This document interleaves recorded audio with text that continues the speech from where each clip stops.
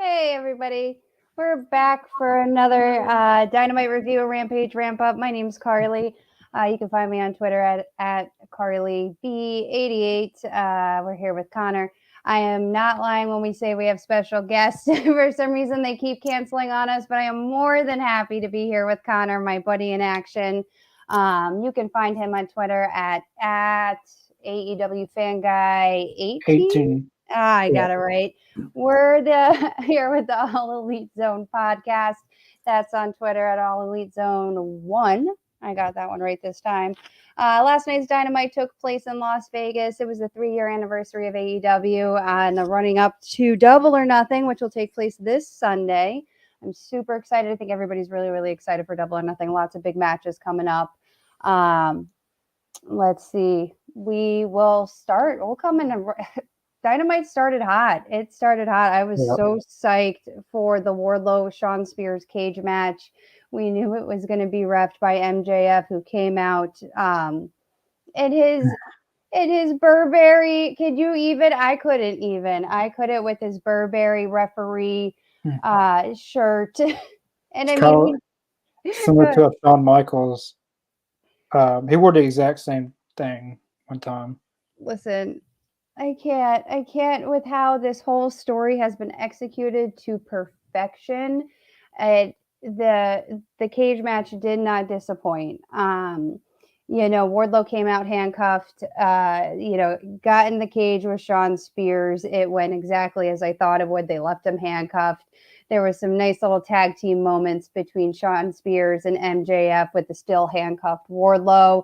And of course, Wardlow did what we all thought he would and broke those handcuffs like a just beast of a man that he is. I thought it was neat when Shawn Spears exited the cage via the door and didn't win the match. I always thought that was kind of weird, just like all you had to do to win a match was just step outside of the cage. He got out of there, grabbed the chair, and then Wardlow caused Shawn Spears to give MJF a good smack on the noggin, which knocked him out. We also saw some great moves from Wardlow that prior to just seeing the Powerbomb symphonies, Wardlow did this huge swanton off the top rope that just looked magical. He does have a habit of overshooting it just a bit, probably just doesn't know how big of a polar bear of a man he is. But it looked great nonetheless. We saw Wardlow make Shawn Spears just kind of just whack MJF in the noggin, causing him unable to count the pin. And my man Bryce Remsburg came out, counted a 1, 2, 3. I was shouted literally, my man Bryce Remsburg. If you haven't caught our interview with Bryce on the podcast before, go check that out. Causing Wardlow won. It was great. And then he took out all of the security guards. There's one security guard he threw into the cage, and I think I saw the poor man's spirit leave his body and up into the rafters. It was truly a just spectacular match. Wardlow climbed to the top of the cage and just basked in all of that being over, we're over. And I thought it was super fabulous. 10 out of 10 from me. Connor, what'd you think? 10 out of 10, definitely. I thought this was a better cage match than Wardlow and Cody. I thought 3 years ago, 2019, or was it 20? I don't know, but the Cody Rhodes and Wardlow, this is a lot better. And Shawn Spears is so underrated for his promos and his wrestling style. And that chair shot was similar to Cody Rhodes, but it didn't bust open MJF. But the sound of the chair, it was like a gunshot went off into place, I thought. But I thought it was 10 out of 10 match. I'm glad. It was pretty obvious Wardlow was going to win it, but it was a very good match, though. Yeah, obviously Wardlow had to win as a part of the stipulation to move on to fight MJF at Double or Nothing. We all knew he would, but man, that crowd reaction was magnificent. I was so hyped that I actually made Connor send me the link to our Dynamite review just so I could yell about it for a minute on not our Dynamite review, our Dynamite live reaction. I had my husband there and we were eating our sushi and I was like, did you guys see this? And I'm like, of course they saw it, but I was just so psyched and fangirling about what a great match it was. It's just excellent storytelling. I think AEW has done, and it's MJF, Wardlow, and Shawn Spears are just 3 great wrestlers, 3 great storytellers. They're doing every piece of this right, and I thought it was just such a awesome start to the Dynamite before Double or Nothing. So yeah, I don't know. It was hard to keep going uphill from there, but it was a great Dynamite. So, and they did a good way of segueing into the face-to-face confrontation of CM Punk and Hangman Page. I thought that was an excellent promo. It was good. That was great. Hangman, Adam Page. I'm really rooting for him at Double or Nothing. It's just me, me and 5 other people on Twitter rooting for Adam Page. I thought it was a great promo. We saw, Adam Page throw looked to me like a pretty stiff punch to CM Punk, knocked him flat on his ass.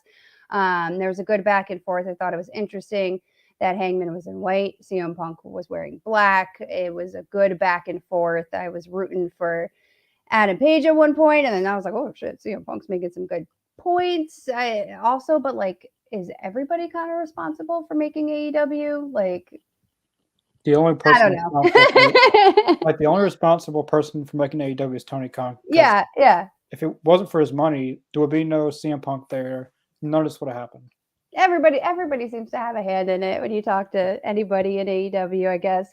If I had to say 2 people, it would be John Moxley and Jericho, the first 2 actually big names to go there, but it's Tony Khan 100%. Yeah. But I had a hard time figuring out who was the heel in that situation. When I was writing up my notes, I asked my husband, I was like, who was the heel there? And he's like, oh, Adam Page. And I was like, I don't know. I think I have this prediction that CM Punk's going to go to Double or Nothing, win the title, and then spend this. It's going to be the summer of CM Punk, and he's going to turn it into a massive, just heel run. Yeah. And I think it began with that promo. I think he uses the crowd's favor as a way to add to his, smugness, I'll say. But I think in either case, they're both doing a really good job of, towing that line, and I thought it was a great build up to what we're going to see at Double or Nothing. And so that was a great promo. The next match we saw after that was Eddie Kingston and Jon Moxley. I love watching them walk out together. It makes my heart beat a little faster, versus Private Party. And we had Jericho and William Regal on commentary. What do you think of that match, Connor? What'd you think? It was a good match. I'm glad it wasn't a squash match because Private Party actually got some offense. Yeah, I'm happy about that too. They're a great tag team. And this was the first time that Moxley and Kingston teamed up for a couple months. They haven't teamed up in a while. I love it. Because Moxley's been in his own group and Kingston's been with Santana Ortiz. But I thought it was a very good match. Glad it wasn't a squash match or anything. Yeah, I felt the same. I think Jericho and Regal are always interesting on commentary. I like Jericho better left alone on Rampage. He sounded kind of unhinged last night, which I guess is kind of the whole point of his whole wizard thing, whatever that is. I don't know what he was wearing. Oh, the pants. The pants. Yeah, those were a choice was made with those. I don't know. Winner of that match was Jon Moxley and Eddie Kingston. We saw Mox with the paradigm shift and Eddie with a dragon sleeper hold on. Of course, the match had to end with a bit of chaos in the ring. We saw the Jericho Appreciation Society down, followed by the Blackpool Combat Club, and I believe Santana Ortiz. It's just I do want to say one thing. During the match, who was it? Eddie Kingston went under the ring and grabbed the table. It wasn't even used in the whole entire match. Pointless table positioning? Yeah, he took out the table from under the ring and then just laid it there, and it never got used. Well, I think that segues us into the following match, which was the Ring of Honor Tag Team Championship, where that table did, in fact, end up getting used. We saw FTR, who are also the AAA champions, versus Roppongi Vice, which was a team of Trent Beretta and Rocky Romero. I thought that match could use more time. It's obviously building to something bigger, which looks to me, I think, at the match ended with interference from, I gotta look at these notes, the United Empire. I know Jeff Cobb, he was in AEW. Yes. One match, but I was not familiar with this team at all, so I had to go ask all of my other wrestling friends. Like, I'm like, texting me, I'm like, who are these guys? So the team, the United Empire is a team of Jeff Cobb and the Great Okan, who are from New Japan Pro Wrestling. So I'm gathering that this whole kerfuffle at the end is building towards something, perhaps at Forbidden Door coming up in June. That's what I'm thinking. Which is probably why the match was so short. I am still on a little rampage of my own that FTR is not included at Double or Nothing in that three-way tag team title match. Overall, it was a good match for what it was. It was short, and I'm hoping we see more of FTR in the future. Hopefully a big match at Forbidden Door, since they're not given a whole lot of shine coming up at Double or Nothing. Boo-hoo, sad face. The next match, this one I was really, really looking forward to, and was Ricky Starks versus Swerve versus Jungle Boy. Oh, man, that was.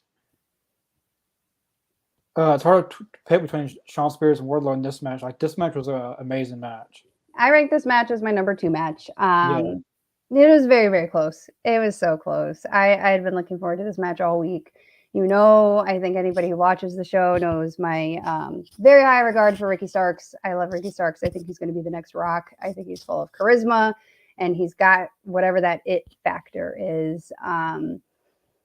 Swerve's not far behind him in the it factor, and I think Jungle Boy. I think he wrestled well. I said it was a great match, high intensity.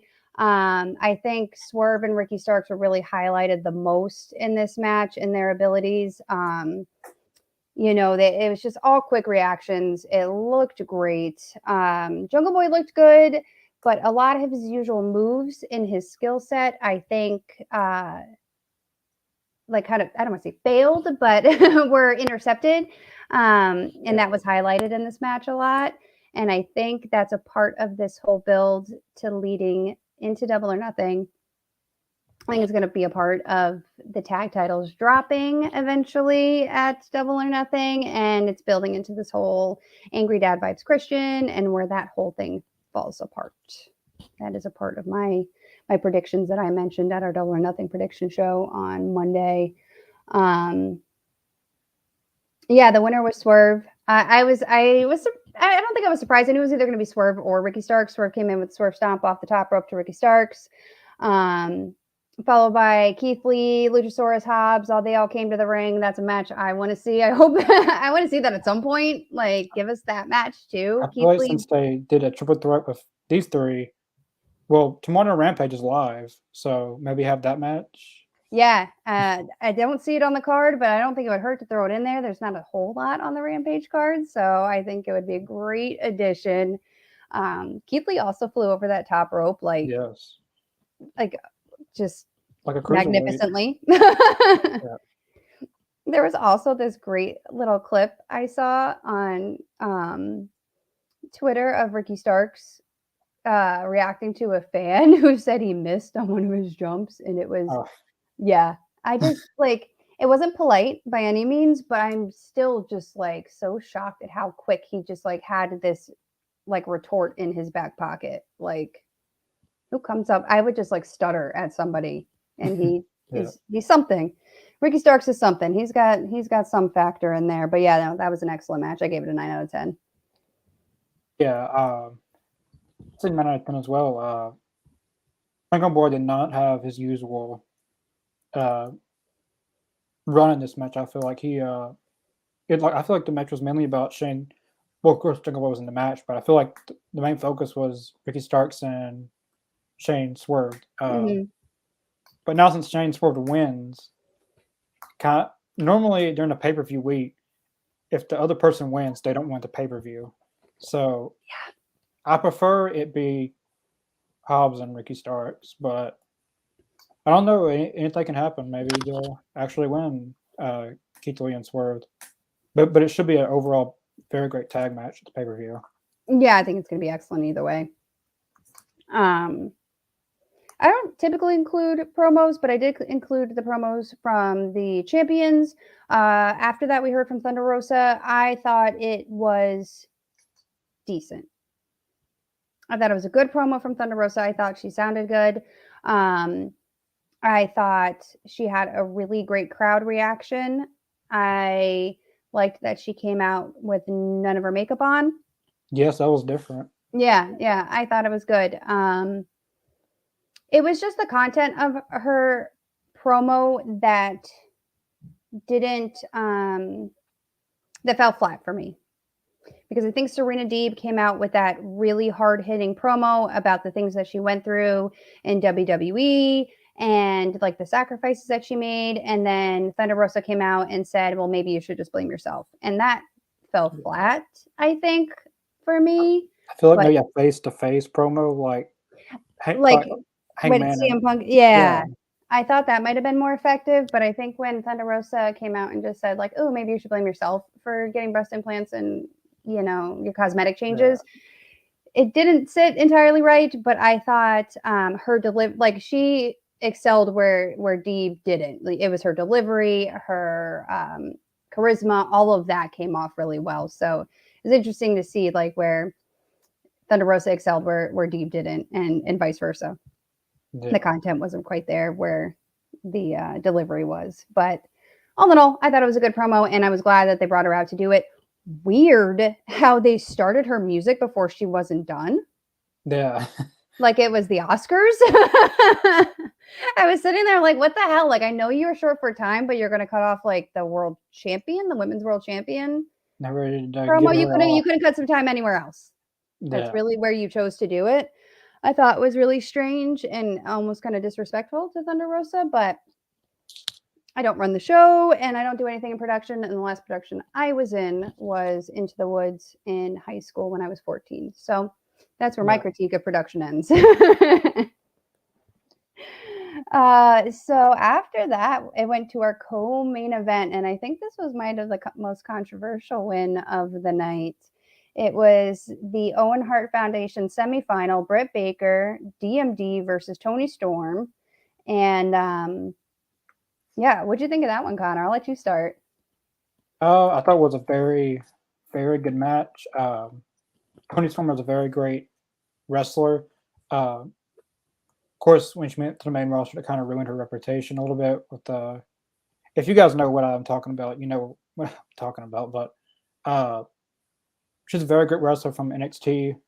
I feel like in AEW, she's showcasing herself more than what she did there. This match was a very great match. Of course, some people have seen a lot of criticism of who won the match. But I kind of they've been doing the still feuding with Britt Baker and Ruby Soho. So I feel like the finals is going to be Ruby Soho and Britt Baker. And this time, Ruby Soho actually winning this time. But I feel like it was a good match. I give it a 8 out of 10. So I went into watching this match with really high expectations after seeing Toni Storm, Jamie Hayter was a really, really great match. We saw Chris Statlander. Oh gosh, who did she fight the week before? Toni Storm. Toni Storm. Yeah, no, that was an excellent match. I mean, there was just so many really high intensity, very fast-paced matches, I think, in this Owen Hart final. And seeing Jade a lot with the baddies. Oh, no. It was Chris Statlander and Red Velvet, and that was a really fast-paced, high-intensity match that I think Toni Storm and Britt Baker fell a little flat for me. A lot of the fighting took place outside of the ring. It was a lot of jumping in and out, stopping the count. It didn't move very fluidly or quickly, I think. And I don't know, it might have been an off night, but I think maybe my expectations were too high, but it just didn't hit the mark for me. But I was not shocked by Britt Baker's win. Like I have been saying since the beginning of the tournament that I think it's going to be Britt Baker and Ruby Soho at the end. And I think Ruby Soho is going to win over Britt. And even if Chris Statlander goes to the end, which I don't think she will, because I think they're lining her up to fight, start a thing with Jade for the TBS championship. Even if Chris Statlander wins, I think in any case, Britt Baker was meant to go to the end. So either one can get that win over her. I think she's meant to be at the end to put over whoever's going to win. Because if you're going to win the Owen Hart Foundation tournament, you got to win over Britt Baker. She has like this legacy in the company at this point, and with the fans and with everybody, that I think you got to get that win over her. So I'm not surprised that she won, but the Twitter reaction and the reaction from everybody was just like Toni Storm should have won, and it's like, I think there's other things for Toni Storm ahead. I'm not super upset that she lost. I think there's a lot of great matches ahead and in store for her. Well, this might go towards the rumor mill, but there's another reason why Kris Statlander won't advance. Well, you saved that for the rumor mill, because I only have literally one rumor for our rumor mill tonight. I don't have a lot. I'm not going to say it now, but I'll save it for Save it for later. I'm really low on rumors tonight, which I guess is good, because rumors can sometimes be nasty. So Britt Baker will go on to face at Double or Nothing the winner of tomorrow night's match. And that's going to be Kris Statlander versus Ruby Soho, which I think will be a very good match. And so that brings us to the last match of the night. It was the other co-main event. It was the Owen Hart Foundation semifinal, Samoa Joe versus Kyle O'Reilly, and that was a match. Kyle O'Reilly, interestingly, it was revealed, signed a 5-year contract with AEW. That's a long time. Yeah, he said that. That's cool. Yeah. That's really cool. Yeah, I'll be with them till 2026. Damn. But he's not going anywhere after that, I don't feel like. Yeah. So, that match started, it looked to me like it started pretty technical. Like, Kyle O'Reilly was going in, looking to try to take down. It was strike heavy, almost looked like the start of like an MMA match. But that was a brutal match. It was hard hitting, and those chops from Samoa Joe look like they will send your soul from your body, man. There was a point where I thought Kyle O'Reilly might take Samoa Joe down by submission, but Samoa Joe's a big man. Like, he just kicked the shit out of Kyle O'Reilly. Yeah, when he does those running sentons where like he just pound, like, the move where like you're running and you just pounce on the guy. Just those are, like, especially from Samoa Joe, like those are gonna hurt. Yeah, no, I don't doubt that both of them came out of that match feeling pretty knocked around. That match ended with, they were both in this hold, and you could tell, and Kyle O'Reilly was going for that bad wrist of Samoa Joe. He had this hold, but Samoa Joe just locked in that sleeper hold, and Kyle O'Reilly was out for the count. So we will see Samoa Joe moving on to the finals to face Adam Cole at Double or Nothing. And we got a sneak peek of Adam Cole. He came out just to stare down Samoa Joe at the end. And that was, I think, the perfect way to end Dynamite, moving into Double or Nothing for Sunday. I thought it was an excellent show. I thought it was a great way to lead into the pay-per-view. I'd give the whole show, give it a 9 out of 10. I thought it was a great Dynamite. Yeah, it was a very good go home episode. Well, technically the go home episode is Rampage, but for Dynamite, that was a very good go home. Yeah, I completely agree. My number one match I am giving to Wardlow and Shawn Spears. Same. That's followed closely by Ricky Starks. And Swerve and Jungle Boy, and mostly Ricky Starks in that match, but also Swerve and like Jungle Boy a little bit too. Yeah, it's hard between those two matches. It is hard.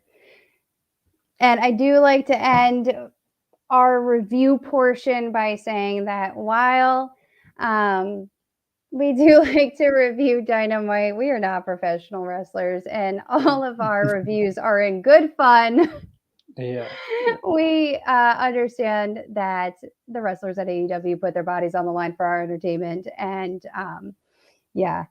they are sometimes silly, sometimes serious, but we do all of our reviews with much love and respect in our hearts for professional wrestling. All right, so we have a Rampage card. There's not a lot on it that I saw that was posted. We have Matt Sydal versus Bryan Danielson. And for matches, it's just that and the last Owen Hart Foundation semifinal match, Kris Statlander versus Ruby Soho. Oh, I think the Young Bucks are in action. Yep, I have Young Bucks in action, and then Just 3 God, matches. God help me, Scorpio Sky receives a new TNT title. Yeah, basically like a segment. Or I'm pretty sure they'll add at least one more match. I'm pretty sure something will happen with Sammy Guevara, and I really just don't care anymore. I'm just hoping after Double or Nothing, that's the end to start out fresh.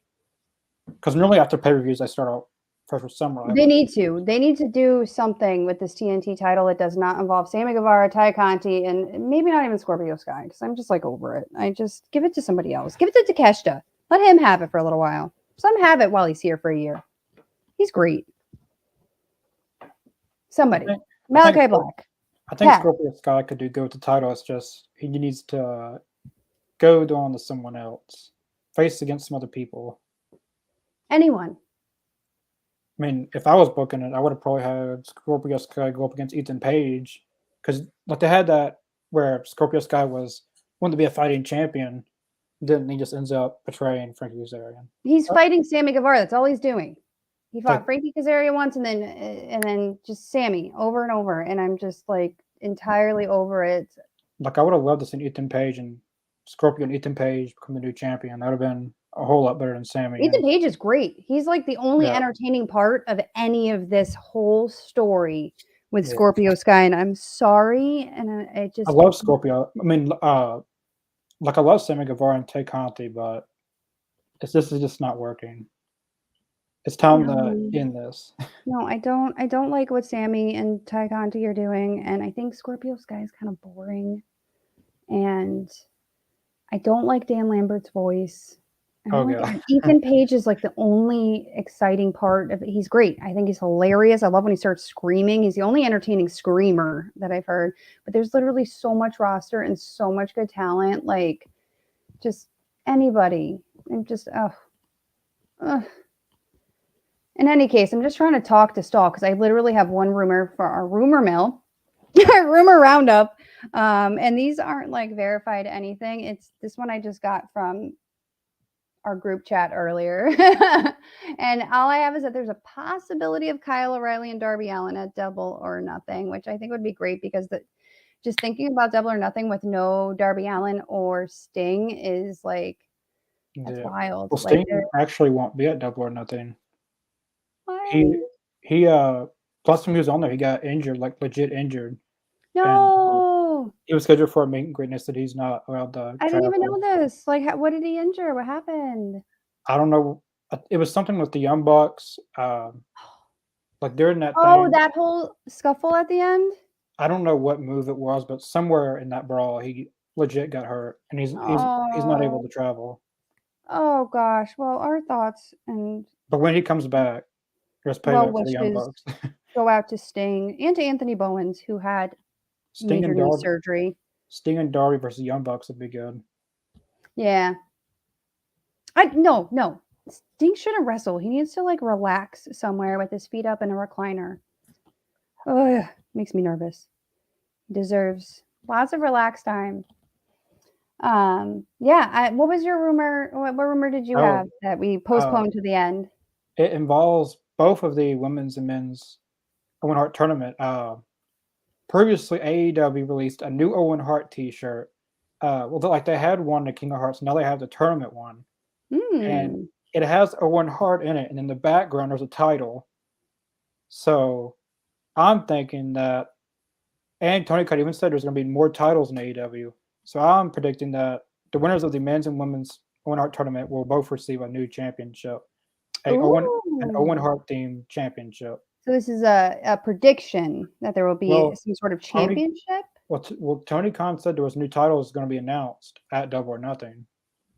So, I really think there should be a women's tag. Yeah, even I think there was hinting towards that as well. It's just kind of funny how the shirt has a championship in the back. Well, I will use my phrase that I've banned myself from using. It should be interesting to see where this goes. What you got? I think there's going to be at least 2 titles introduced because even Tony Khan said Double or Nothing. You think? Yeah, because Tony Khan said today on the post media scrum that there will be new titles presented at Double or Nothing. Dude, that's super exciting. I'm so excited. I'm so excited for Yeah. Double or Nothing. And it's a long weekend too, so I have Monday off. Like I'm just super pumped. Oh my gosh. Well, it's 8:30. That's our half an hour. Oh, join us tomorrow night for Rampage, our live reaction. We'll be back here at the start of Rampage. Give us a like or subscribe or whatever it is you say on YouTube for people to follow us. Follow us on Twitter. That's all we got this week. Connor and I will be back tomorrow night for Rampage. Is it a special start time? 5:30 my time. It's be 6:30. 6:30 my time. I lied. I won't be here for tomorrow's Rampage because I'll probably still be at work, but somebody will be back on the podcast tomorrow for Rampage. And yeah, thanks for joining us and listening to our reviews. We'll be back, and that's all we got. Bye.